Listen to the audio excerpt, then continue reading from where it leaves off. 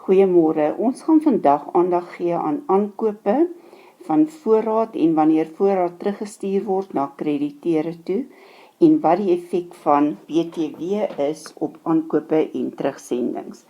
As ons na die eerste inskrywing kyk, sien ons dat goedere aangekoop is vir 18.810.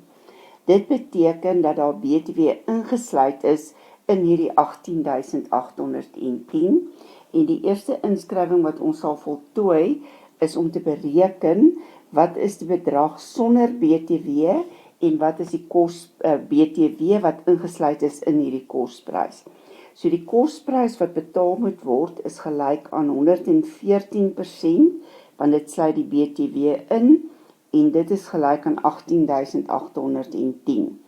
Die kosprys van die voorraad kan nie BTW insluit nie en dit is dus 100 van die 114 en dit gee vir my 16.500. So die aankoopprys wat die bate vir die besigheid is, sal 16.500 wees. Omdat die BTW teruggeëis kan word van die SAID, kan dit nie deel vorm van die kosprys van die goedere nie.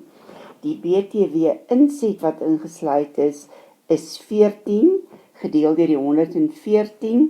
Dit gee vir my 2.310 en dit beteken die bedrag kan teruggeëis word by die SAID en daar word 'n bate geskep omdat dit sal veroorsaak dat daar invloei van geld in die toekoms is.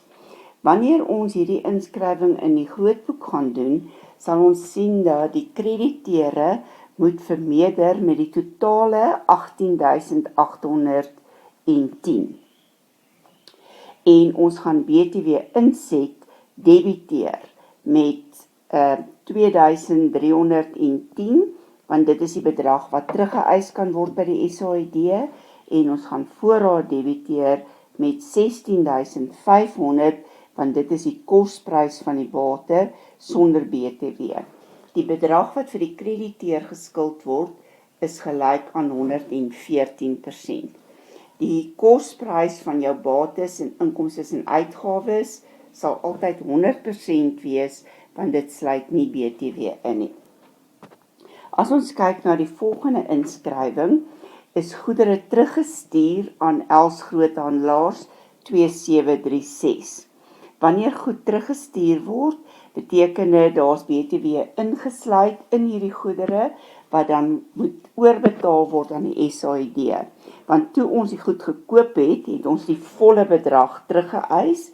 Wanneer ons die goedere nou terugstuur, beteken dit dat ons moet wys dat ons vir die krediteure die volle 2736 minder skuld, omdat dit teruggegaan het, en ons gaan wys dat die voorraad verminder met 2400, die 100 op 114 gedeelte van die 2736.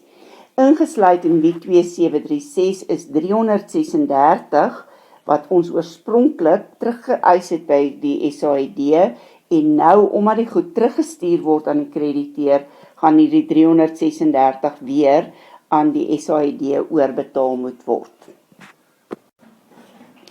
Wat het ons geleer?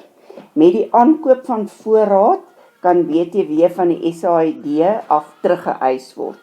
So met aankope eis jy geld by die SAID, alhoewel die besigheid nog nie die krediteur betaal het nie, en die geld is eintlik nog verskuldig aan die krediteur.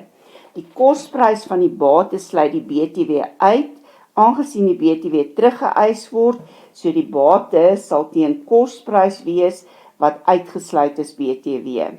Die totale bedrag, die kosprys plus die BTW, is aan die krediteur verskuldig. Wanneer die voorraad aan die krediteur teruggestuur word, verminder die bedrag wat aan die krediteur verskuldig is, en dit sal verminder met die kosprys plus die BTW. Die kosprys van die voorraad sluit BTW uit, en dit sal dus verminder word met die kosprys uitsluitend BTW. Die BTW op die terugsendings moet nou weer aan die SAID betaal word, want oorspronklik is dit teruggeëis toe die goed aangekoop is. As dit teruggestuur word na die krediteur toe, is die besigheid verantwoordelik om hierdie BTW terug te gee aan die SAID.